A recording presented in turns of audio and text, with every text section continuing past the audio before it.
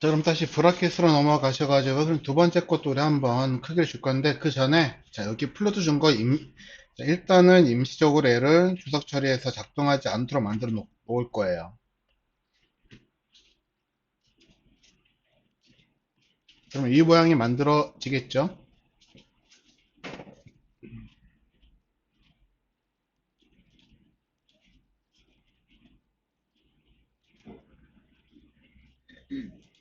자, 그래서, 자, 하나가 아니라 이제 두 개일 때, 자, 두 개일 때 우리가 이제 모양을 만들어 볼 건데요. 자, 물론 여기는 지금 너비하고 높이는 생략을 해 놓은 상태거든요. 자, 그래서 첫 번째 형으로 있는 거는 박스 1, 이 오렌지를 가리킨 거고, 두 번째 동생으로 있는 박스 2는 레드로 칠해져 있는 이 친구를 말한 겁니다. 그래서 여기다가 우리가 또 역시, 자, 너비하고 높이 두 개 두 개 똑같이 주시고요. 아래 거는 백그라운드 컬러를 F60 줘서 주황색으로 만들 거예요.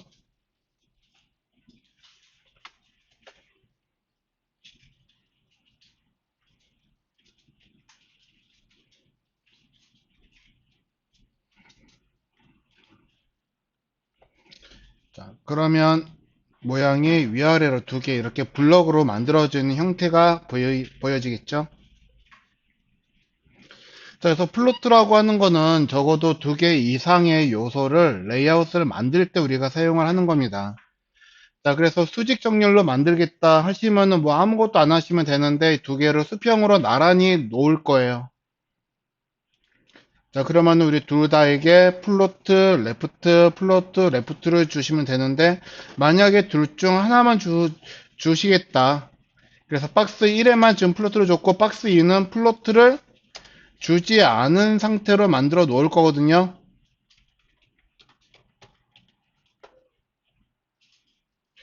자, 아무것도 주지 않았을 때는 기본적으로 여기 값이 none이라고 하는 게 생략되어 있는 형태로 만들어질 거예요. none이라고.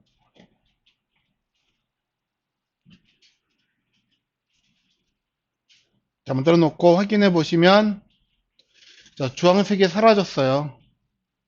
자, 근데 사실 사라진 게 아니죠. 사라진 게 아니고, 어디에 있냐 하면은, 자, 여기 그림에서 그려놓은 것처럼요. 자, 첫 번째 요소가 부유를 하기 때문에 밑에 공간이 나오잖아요. 그래서 밑으로 얘네가 이렇게 들어가고 있는 거예요. 그래서 전부 다 만들어지고 나면 이 형태가 만들어지기 때문에 우리는 브라우저를 위에서 이렇게 바라보고 있는 형태를 가지고 있으니까 첫 번째 것만 보이는 거죠. 그럼 두 번째 거 빨간색으로 만들어 놓은 거는 사라진 게 아니라 첫 번째 요소 밑에 있는 거다라고 하는 겁니다. 자, 그래서 우리가 이거를 정말인지 확인해 보기 위해서 얘를 플로트 레프트가 아니라 플로트 라이트로 바꿔 볼 거예요. 형을 바꿔놓고 보시면은 자, 이런 식으로 아래 자, 두 개가 나란히 보이는 걸 확인할 수가 있으시죠.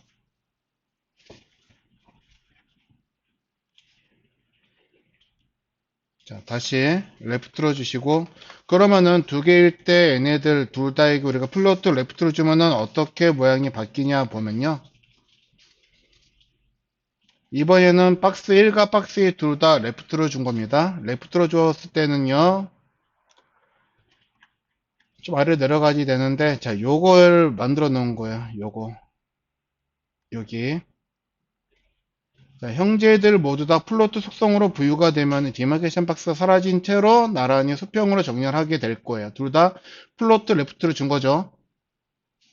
주었을 때 플로트 레프트를 주면은 모양이 둘 다 이렇게 나온다 하는 겁니다. 자, 둘 다 모양이 이렇게 수평으로 정렬이 되면서 둘 다 디마케이션 경계 박스가 사라져요. 자, 그러면 경계 박스가 사라진다는 거는 어떠한 의미를 갖냐면요. 그 아래쪽에 있는 요소들이 밀고 들어갈 공간을 이렇게 내어주는 거다 하는 거예요. 자, 근데 아까처럼 나는 이 글씨들을요, 옆으로 놓고 싶은 게 아니고 여기 아래쪽에다가 글씨들을 배치를 하고 싶어요.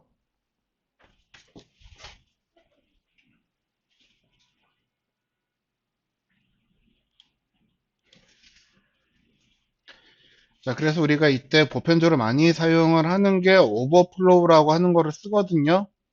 근데 우리가 갖고 있는 여기서는 클리어라고 하는 것도 설명은 되어는 있어요. 클리어. 맨 아래쪽에 들어있겠네. 클리어. 여기. 클리어 속성. 그래서 클리어는요, 중첩되어 있을 때 중첩되는 현상을 해제하기 위해서 클리어라고 하는 걸 쓰는데, 자, 아까와 같은 모양일 때 두 번째 형제에게는 클리어 속성을 플로트 레프트일 때는 클리어 레프트로 주시면은 중첩되고 있는 모양이 해제가 될 거고요. 플로트가 라이트일 때, 플로트 라이트일 때는 클리어 라이트로 중첩되고 있는 현상을 해제를 해줄 수가 있다. 라고 하는 거를 보여주고 있는데, 자, 클리어보다 우리가 가장 많이 쓰는 게 이 앞에 있는 오버플로우라고 하는 거예요. 오버플로우. 그래서 위에 거는 오버플로우에 대한 개념에 대한 설명이고요. 그 아래 거는 자, 중첩되었을 때 중첩된 모양을 해제하기 위한 방법으로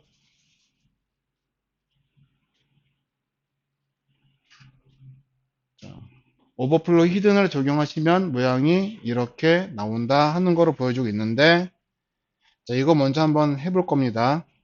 자, 그래서 우리가 플로트를 썼을 때는요, 오버플로우를 부모 요소에게 적용을 시켜주는 거예요. 그래서 부모에게 오버플로우 히든을 적용해 주시면,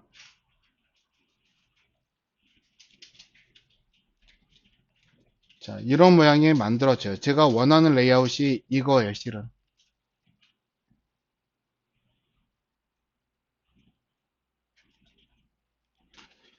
자, 그래서 우리가 플로트를 적용했을 때 이 부모 요소에게 페어런트가 박스 1의 부모죠. 부모에게 오버플로우 히든을 적용해 준다라고 하는 거는 공식으로 외워서 많이 쓰는 거거든요. 그래서 만약에 이제 이 개념에 대해서 우리가 한 번 더 이제 문서 만들고 설명하고 실습을 해볼 건데, 만약에 그래도 애가 이해가 잘 되지 않고 어렵다. 이건 지금 우리가 배우는 것들 중에서 가장 최고 난이도예요. 얘는. 자, 그래서 이해가 되지 않는다라고 그랬을 때는 외우시는 방법밖에는 없다 하는 거예요.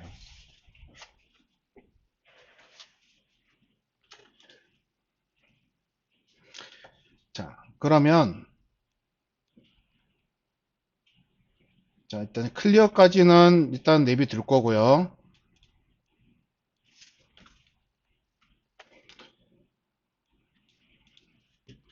자, 우리 그 전에 만들었던 문서 있으시죠? 문서 구조.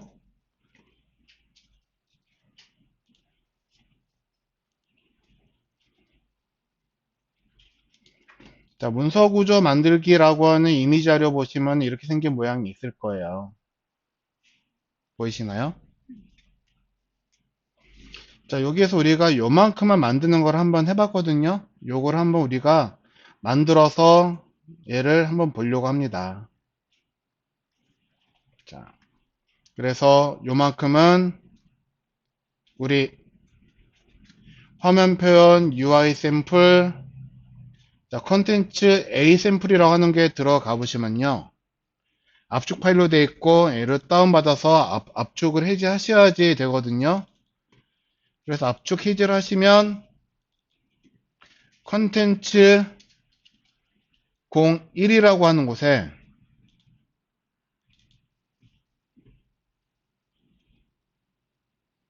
이렇게 디자인되어 있는 문서가 보일 거예요.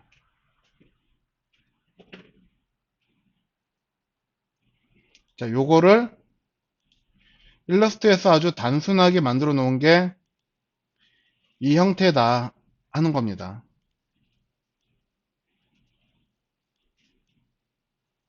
이거를 단순하게 이렇게 만들어 놓은 거예요. 자, 그래서 우리가 이거를 한번 만들어 볼 건데요.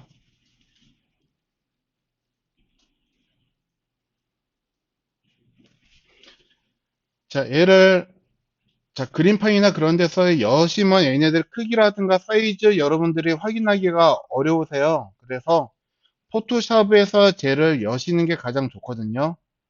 그래서 이렇게 만들어져 있는 거를 우리는 시안이라고 합니다. 시안. 포토샵을 여셔서 포토샵에서 컨텐츠 1.psd를 열어주세요.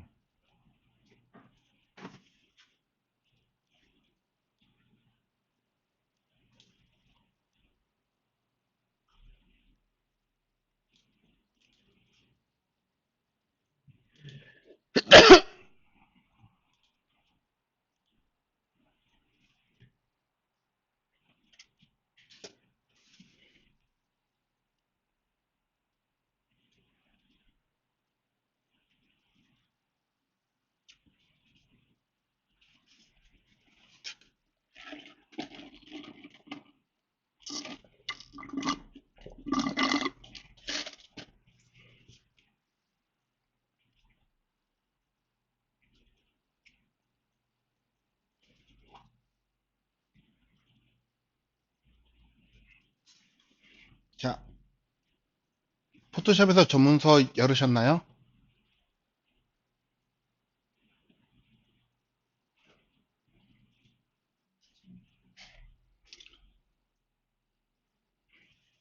자, 먼저 포토샵에서 여신 다음에 여러분들이 자, 주의하셔야 될 거는 먼저 단위. 단위가 내가 사용하고 있는 단위로 적절하게 선택이 되어 있는가 확인을 하신 겁니다. 단위. 자, 우리는 단위, 어떤 단위를 기본 단위로 쓰냐? 픽셀 단위를 기본 단위로 쓸 거예요. 자, 그래서 여기 자 보이세요? 자가 없다 그러시면은 포토샵에서 컨트롤 R 누르시면 자가 사라졌다, 보였다, 사라졌다, 보였다 하실 거거든요. 자, 자를 꺼내 놓으시고 여기에서 자를 더블 클릭을 하시면은 자, 프리퍼런스에서 이런 속성이 열릴 겁니다. 우리는 룰러와 타입 둘 다 픽셀로 놓고 쓰시면 되는 거예요. 룰러 타입을.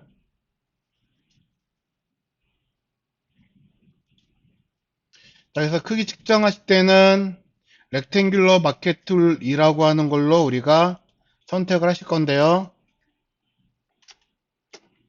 자, 이걸 통해서 나 이게 크기가 얼마지 궁금하시면은 이 크기만큼 쭉 마우스로 드래그를 해보시면은 자, 여기 우리가 크기 수치 163 곱하기 160이라고 해서 보이죠?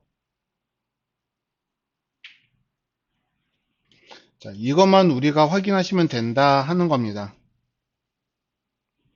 근데 사실 163이 아니라 정확하게 측정 한번 해보시면은 160 곱하기 160이에요.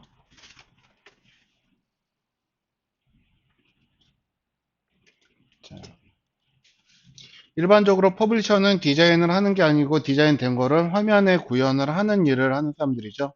그래서 포토샵 자, 크기 어떻게 확인하는지 그 정도는 알고 계셔야지 되는 거예요.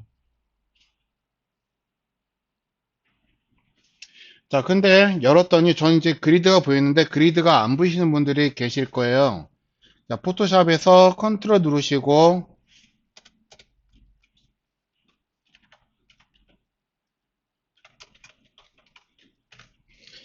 자, 세미콜론을 누르시면은 그리드라고 하는 게 보였다, 안 보였다 하실 거거든요. 자, 그리드를 꺼내 놓은 상태에서 우리는 크게 측정하실 거고 이 그리드 만드는 방법 우리가 또 차후에 설명 한 번 더 하도록 하겠습니다.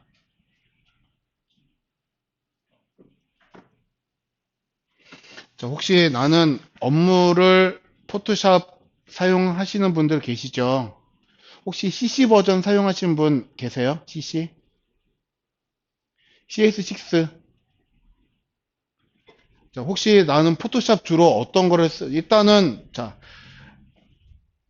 이거를 포토샵 사용하시는 분 손. 예. 어떤 버전 쓰세요? CC 또 6 또 CC 또 6 CC 2019 버전. 또, 6? 뭐 쓰세요? 19? CC. 아, 제가 왜 물었냐면요.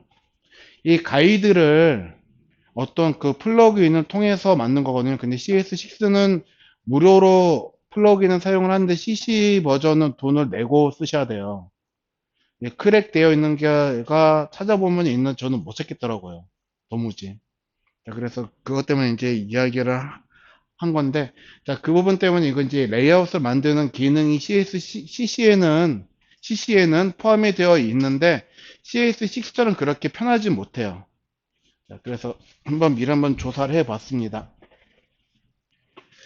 자, 그럼 일단 여기에서 우리가 이거를 문서를 만들 건데요. 새 문서 만들기 위해서는 하나 만드시고 저장하실 건데, day 10-2 언더바, 우리가 지금 만들려고 하는 게 컨텐츠 01.psd거든요. 그 이름 따가지고 만들 거예요. 컨텐츠 01.html 이렇게요.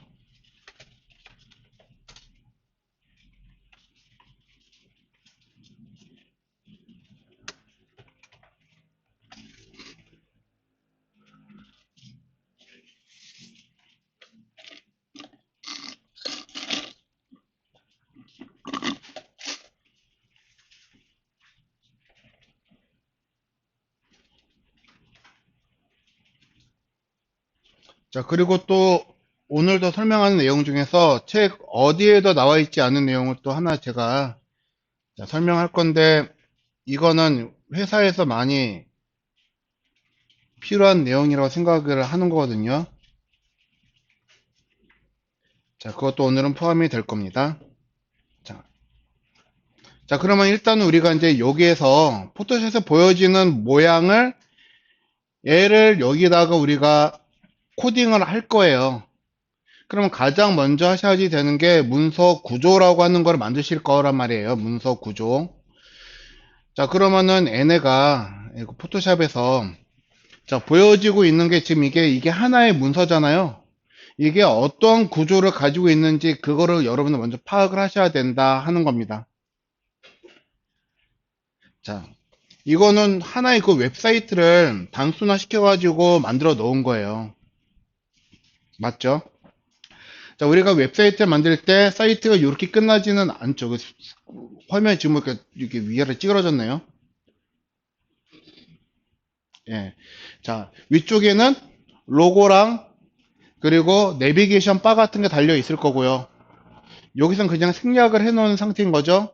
아래쪽에는 이 페이지에 대한 정보라든가 사이트에 대한 정보, 회사 정보, 그리고 또한 개인정보 취급 방침 등이 여기 아래쪽에 만들어져 있을 거예요. 원래 사이트라고 한다면. 이거는 우리가 실습을 하기 위해서 상단 부분과 하단 부분이라고 하는 거를 생략을 해 놓은 상태인 거죠. 자, 그렇기 때문에 얘네는 기본적으로 3단 구조라고 하는 걸 가지고 있을 거다라고 하는 겁니다. 그래서 자, 문서 구조 처음에 우리가 보실 때는 생략이 되었지만 여기서는 div가 3개가 들어가 있는 3단 구조 형태로 만들어진 거예요. 그래서 우린 실제적인 내용이라고 하는 거는 페이지의 내용은 여기에 만들어지는 거죠. 그리고 이 페이지 내용은 아까 전에 여러분들이 봤던 것처럼 컨텐츠 01 그 PSD 문서 자체를 말하는 거고요. 자, 근데 위아래 거는 지금 아까 PSD 문서에서는 생략을 해놓은 상태라고 했어요. 그럼 여기서도 생략을 할 거거든요. 위아래 거는. 자, 그러면은 요렇게 될 거란 말이에요. 이 안에 들어가는 거는 아까 우리가 봤던 콘텐츠 내용, 페이지 내용이 여기 갈 거고.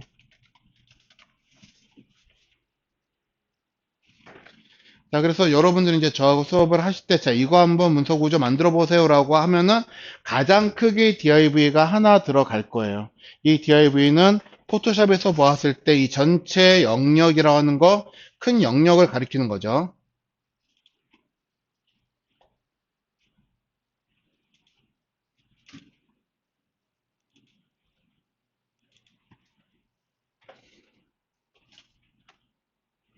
첫 번째 만들어낸 div는 요만큼을 가리키는 거예요. 자, 그러면 이 안에서 자, 우리가 확인할 수 있는 대로 영역이라고 하는 거를 분할을 해 가는 게 그걸 보고 우리가 문서 구조를 만든다라고 표현을 하는 거다 하는 겁니다. 그럼 이 안에서 우리가 분류라거나 또는 문서 영역이라고 하는 걸 만든다고 한다면은 크게 몇 개 영역으로 나눌 수 있냐? 두 개로 나눌 수가 있어요. 두 개로. 자, 어떻게 두 개가 될까요?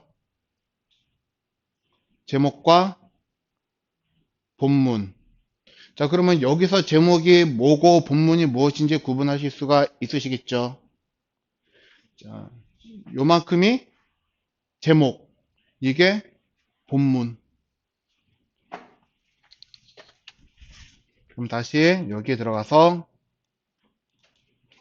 자, 큰 내용 안에 들어가 간다 했으니까 큰 div 안에 여기다가 div 곱하기 2개 만들어서 아이고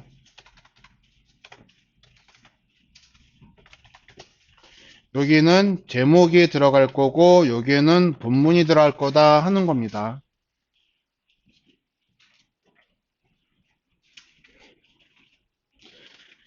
자, 여기 안에서 또 무언가 더 계속해서 만들어진다면은 자, 내가 만들었으니까 이거는 페이지 하나 전체 그 큰 컨텐츠를 만들어 놓은 영역인 거고 여기에서 분할해 놓은 거는 제목만 분할해 놓은 거고 얘는 본문만 분할해 놓은 거다라고 하는 거 내가 만드니까 나는 알아요. 그런데 다른 사람, 다른 개발자 보고 이게 무슨 내용이고 아니 다 이게 무슨 영역이고 이거는 뭘 표현해 놓은 영역일까 해서 물었을 때 모를 가능성이 크겠죠. 자, 커뮤니케이션 굉장히 중요하거든요. 그래서 우리는 여기다가 애가 어떤 목적으로 만들어졌는지 그 목적을 쓸 거예요. 이 영역에 대한 목적을. 그거를 우리는 클래스라고 하는 걸 통해서 목적을 씁니다. 클래스.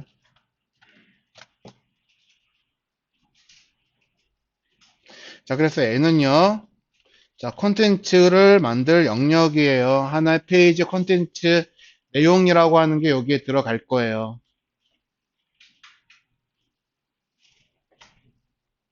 그리고 여기에 들어가는 거는 클래스 자, 컨텐츠 상단에 들어가는 거예요.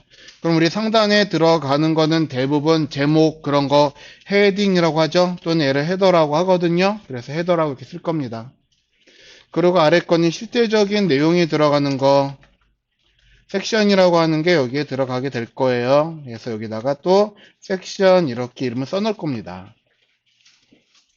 자, 그러면 실제적으로 여기에는 제목이라고 하는 글씨와 본문이라고 하는 글씨가 없더라고 하더라도 자, 이거는 이 div라고 해서 div가 디비전, 분할하다, 나누다라고 하는 뜻이죠.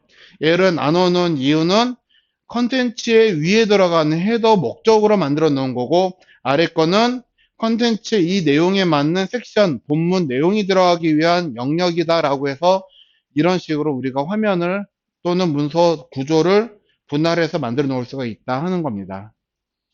자, 그러면 헤더 내용 볼 거예요. 그러면 헤더에서 우리가 또 여기서 영역이라고 하는 걸 나눌 수가 있나요? 자, 몇 개로 나뉘죠? 여기에서. 자, 두 개죠. 어떻게 위에 두껍게 쓰여 있는 이 글씨와 아래쪽에 써져 있는 이 글씨. 이거 굳이 말로 따진다면 얘는 헤딩이 될 거고 얘는 그쵸. 헤드 카피가 될 거고 위에 거는 헤드라인이라고 한다면은 아래 거는 헤드 카피가 될 거다 하는 겁니다.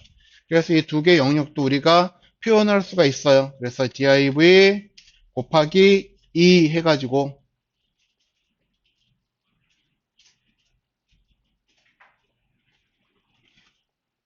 자 여기서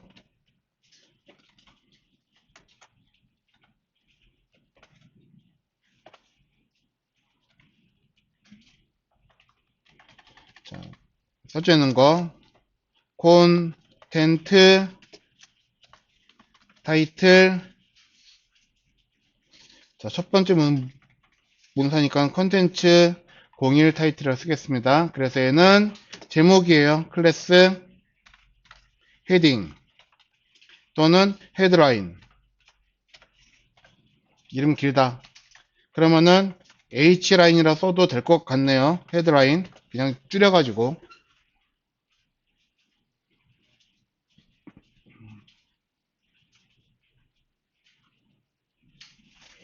그리고 여기 이제 두 번째 들어가는 거는 클래스 헤드 카피가 들어갈 거여서 h 카피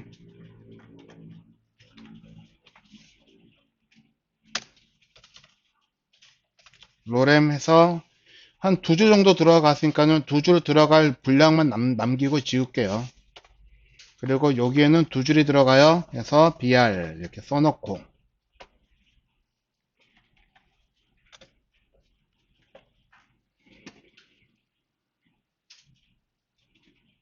이렇게 해서 만들어 놓은 거 이제 확인하시면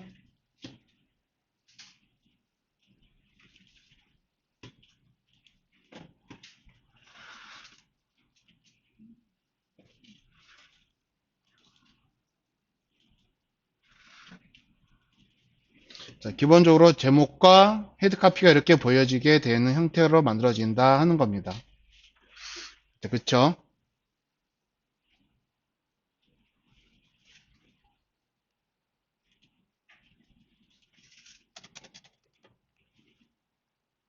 자, 그러면 섹션에도 우리가 어떤 내용들이라고 하는 게 들어가는데, 자, 내용이 하나만 들어가고 있는 게 아니고, 섹션이라고 하는 이 제목과 본문이라고 하는 영역에서요,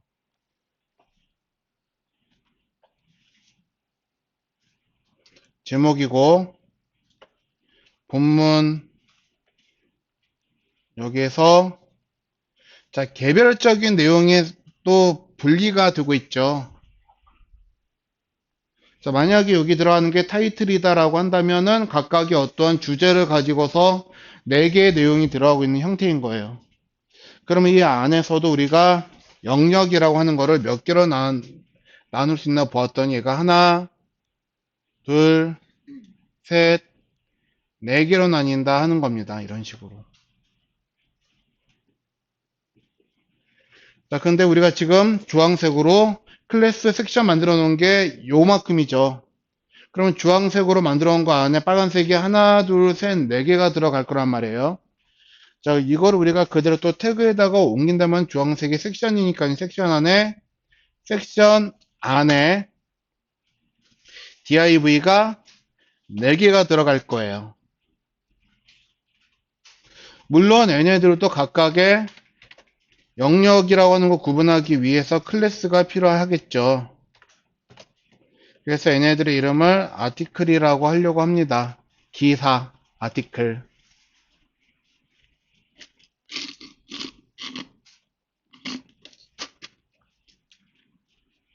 자, 그래서 이제 각각의 내용에 맞는 게 아티클 안에 들어가시면 되는데, 자, 일단 다 만들지 않고 그냥 여기는 내용 1, 내용 2 이렇게 쓸 거예요. 내용 1, 내용 2, 내용 3, 내용 4.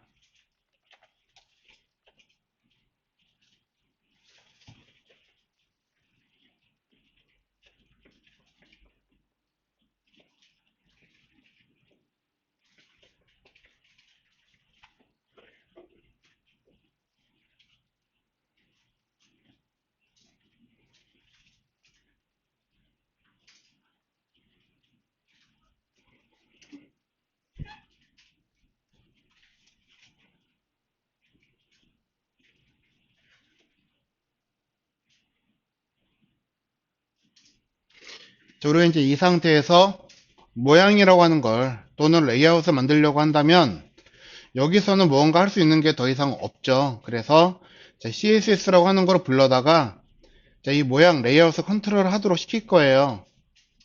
그러면 CSS를 하나 또 만드셔야겠죠. 그래서 10-2로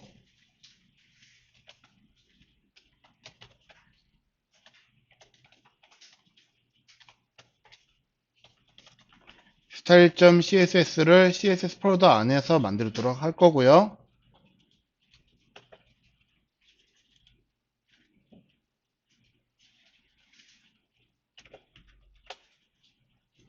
사용하기 위해서 우린 여기다가 얘를 불러와야겠죠.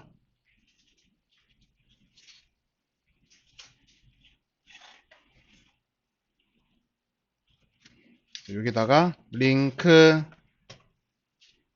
탭 눌러서 10-2 문서 불러오도록 하려고 합니다.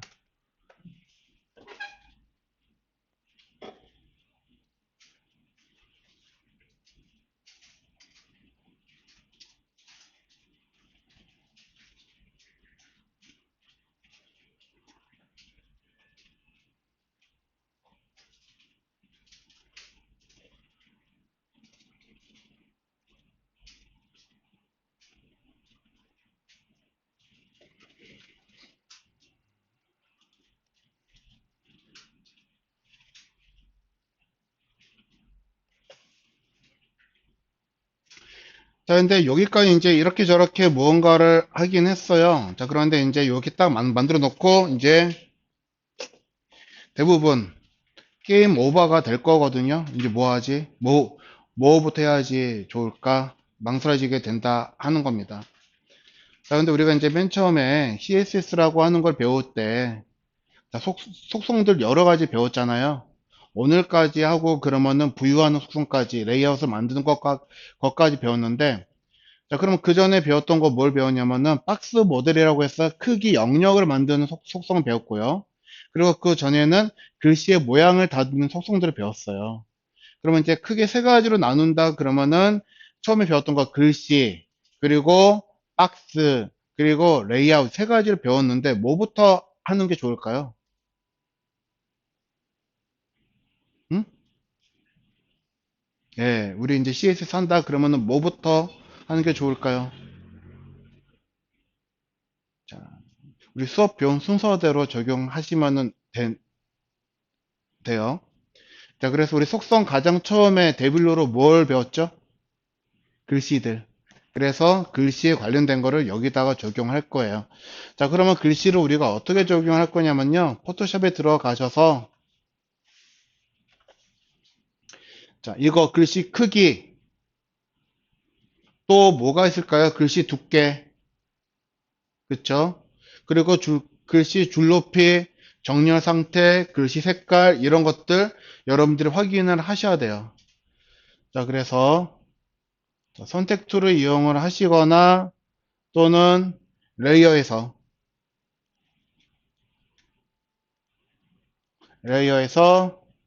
이 제목 글씨다라고 생각이 되는 거, 컨텐츠 공유 타이틀 선택해 보시면은 위쪽에 나오죠. 그리고 이거 누르시면은 글씨 세부적인 속성을 볼 수가 있거든요. 자, 그러면은 여기에 적용되고 있는 거, 포토샵에서 이런 글씨 만들기 위해서 적용해 놓은 것도 우리가 정보를 알아서 그대로 코딩으로 옮겨 놓으시면 된다 하는 겁니다. 그래서 지금 먼저 이거는 우리 속성으로 본다면은 어떤 속성을 가리키는 걸까요? 글꼴, 글꼴, 속성, 이름으로 폰트, 패밀리. 그러면은 나는 이 글씨를 지금 이거를 디자인해 놓은 사람이 맑은 고딕으로 해놨잖아요. 그럼 폰트 패밀리 우리 적용을 하실 거예요. 두 번째 거는요, 뭘까요? 그죠? 폰트 웨이트. 뭐예요? 속성 값이 볼드. 그대로 쓰실 거고, 세 번째 거는요, 폰트 사이즈. 그래서 36픽셀로 만들어졌어요. 이거는 우리 할 게 아니고, 요거는요, 텍스트 얼라인인데요. 예. 자, 요거가 왼쪽으로 되겠다고 해가지고 이거를 모양에서 이렇게 만들 수가 없는 거는 아니에요. 자, 이거 그냥 뭐 뜯어가지고 옮겨가지고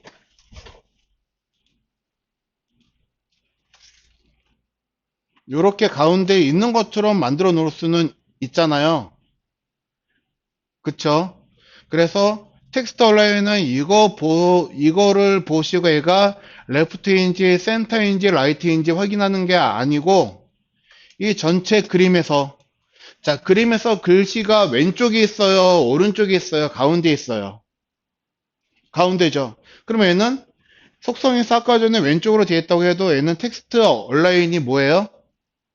가운데 센터예요. 얘는. 자, 그리고 또 하나 중요한 거는요. 이 상태에서 우린 또 라인하이트를 반드시 적용하실 거거든요. 라인하이트. 그래서 라인하이트는요. 요거를 눌러보시면은 캐릭터라고 하는 패널이 있어요. 이게 라인하이트예요.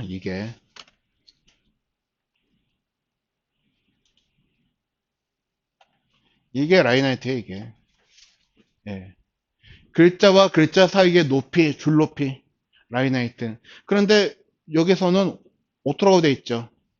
자, 이 정보를 보시면은 안 돼요. 자, 텍스트 어라인과 라인하이트는 그림에서 만들어져 있는 상태에서 그 힌트를 찾아야 됩니다.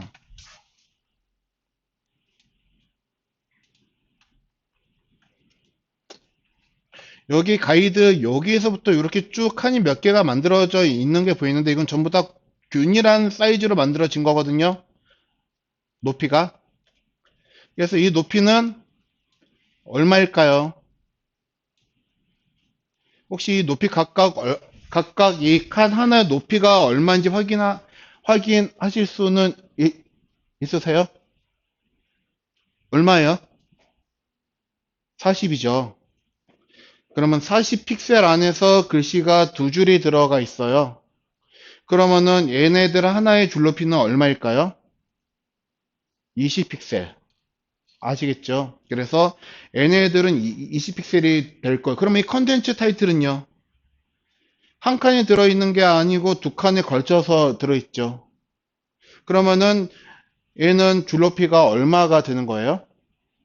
두 칸에 걸쳐 들어있으니까 얘는 80이라고 해석하시면 되는 거예요. 자, 그래서 우리 포토샵에 나와 있는 정보를 그대로 쓸 겁니다. 자, 먼저, 자, 우리 컨텐츠 01이라고 되어 있는 거 선택자를 쓴다 그러면 어떻게 쓰면 될까요?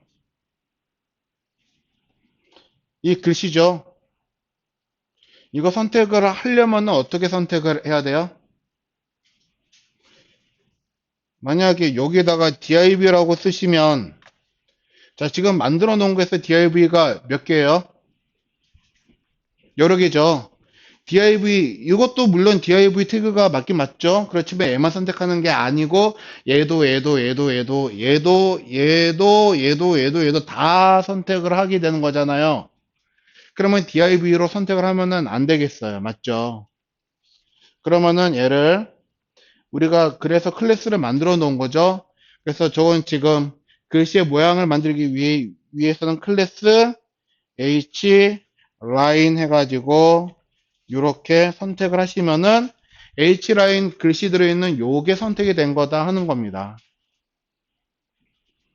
자, 그러면 여기에서 우리가 아까 전에 글씨 뭐뭐뭐 적용해야 되는지 보셨죠? 그래서 먼저 글꼴, 폰트, 패밀리, 그리고 또 폰트 패밀리, 그리고 또 뭐가 있었죠? 폰트, 웨이트. 자, 폰트 사이즈 먼저 쓰셔도 되는데 헷갈린다 그러시면은 포토샵 나와 있는 순서대로 그냥 쭉 쓰세요. 포토샵 여기 위에 걸로. 그러면은 폰트 패밀리, 폰트, 웨이트, 폰트, 사이즈, 텍스트, 얼라인, 이거는 컬러, 그리고 끝에 라인 하이트. 그렇게 돼가지고 이 순서대로 그냥 쓰시면 되겠다 하는 겁니다. 그럼 폰트 웨이트와 폰트 사이즈와 그리고 컬러와 텍스트 얼라인과 그리고 라인 하이트 이렇게 쭉 써가시면 될 거다 하는 거예요. 폰트 패밀리, 폰트 웨이트, 폰트 사이즈, 컬러, 그리고 텍스트 얼라인, 그리고 라인 하이트까지.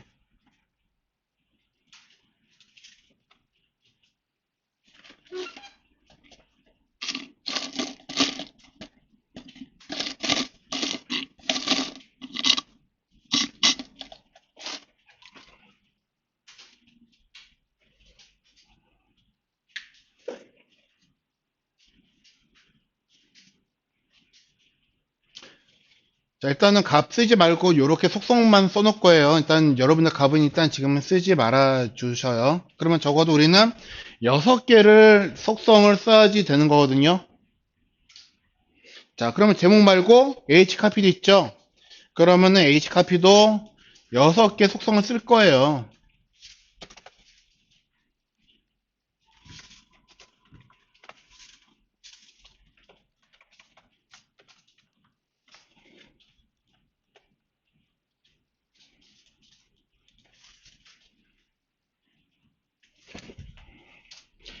자, 저거를 디자인한 사람이 정말 뭔가 그날 약을 먹지 않은 이상 글꼴을 3, 4개 쓸 일이 없을 거거든요. 자, 만약에 글꼴을 쓴다 그러면 글꼴은 최대 몇 개까지 쓴다고 들었나요? 글꼴은 최대 2개요, 2개. 디자인 할 때 2개. 그래서 한 개는 정말 특이하게 생긴 무언가를 강조하기 위한 글꼴을 하나로 골라서 써요. 웹에서는. 편집에서는 많이 써도 3개예요. 본문에 들어가는 본문 서체 하나, 그리고 제목 서체 하나, 그리고 강조 서체 하나, 이렇게 3개 골라놓고 씁니다. 자, 그런데 웹에서는 2개만 골라서 써요. 본문 및 제목 서체 하나, 그리고 뭔가 좀 강조하기 위한, 예를 들어서 시그니처 글씨 같은 것들 있죠. 그런 것들 하나. 자, 그렇기 때문에 결론적으로는 여기에서 지금 제가 만들어 놓은 거는 모든 글꼴은 전부 다 하나로 통일되어 있다 하는 거예요. 강조하기 위해서 무언가를 만들어 놓지는 않았을 거니까요. 그러면 여기에도 폰트 패밀리 쓰고, 여기도 또 폰트 패밀리 쓰고, 또 아래 또 뭔가 글씨 나오면 거기다 또 폰트 패밀리 뭔가 또 맑은 곳 또 쓰고 또 쓰고 또 쓰고 그러면은 굉장히 번거로워요. 그쵸? 예. 자, 그런데, 자, 폰트 패밀리 기본값이 뭘까요? 기본 설정값. 자, 만약에 나는 이거를 맑은 고딕을 쓰지 않고 비워두겠다. 그러면 폰트 패밀리라고 하는 속성은 얘가 가지고 있지 않은 게 아니잖아요. 기본적으로 모든 속성은 다 가지고 있어요. 여기서 지금 너비 높이 안 썼다고 해서 너비 높이 없는 거 아니에요. 다 들어 있어요.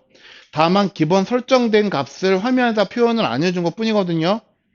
자, 그러면은 폰트 패밀리 값이 있다라고 하면 기본 값이 무엇일까요?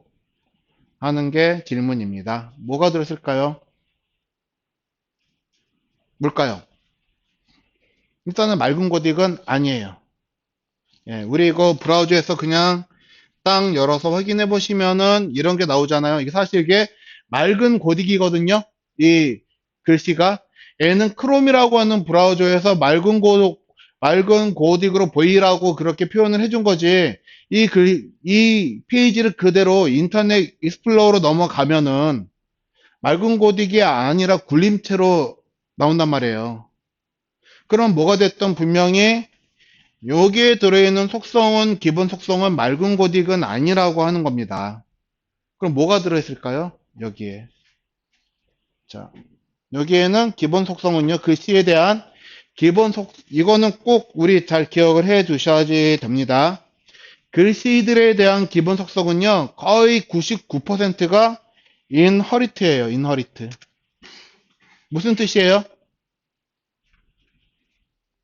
부모로부터 상속을 받겠다 하는 겁니다. 부모로부터.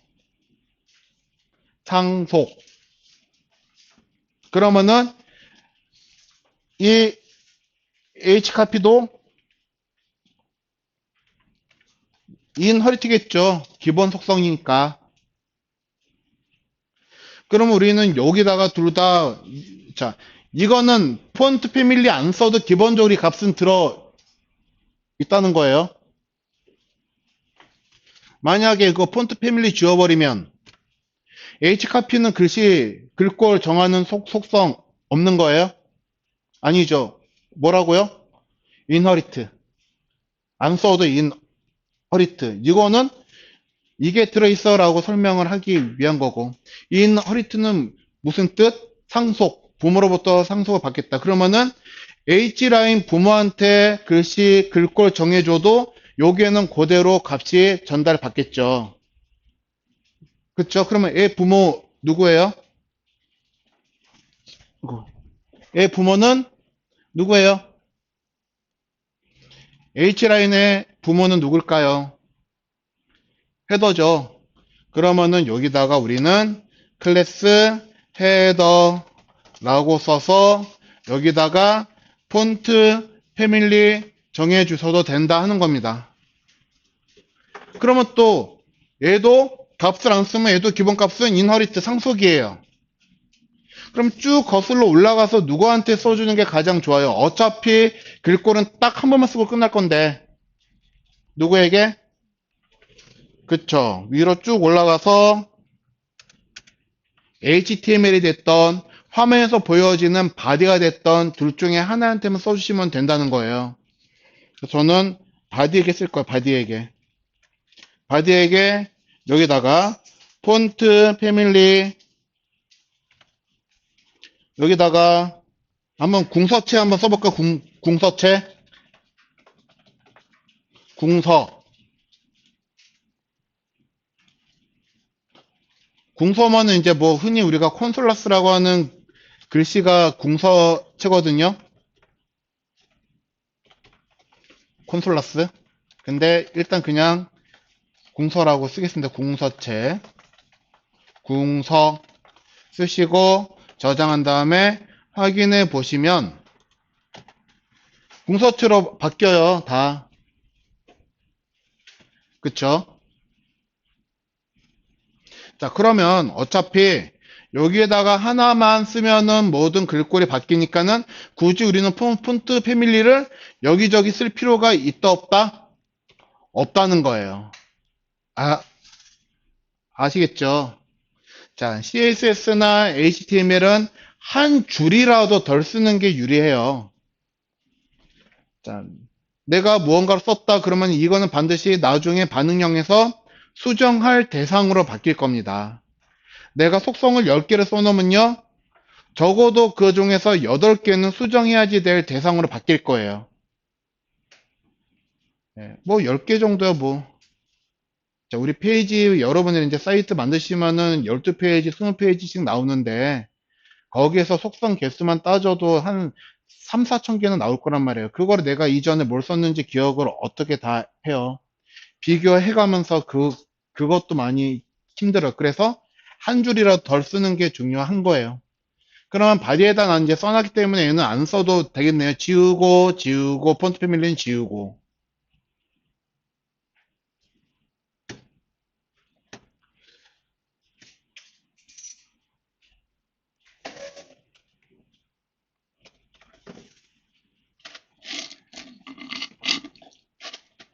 자, 되셨나요? 자, 그러면 지금 9시 5분이니까요. 10분만 쉬었다가 9시 15분에 다시 이어서 하도록 하겠습니다.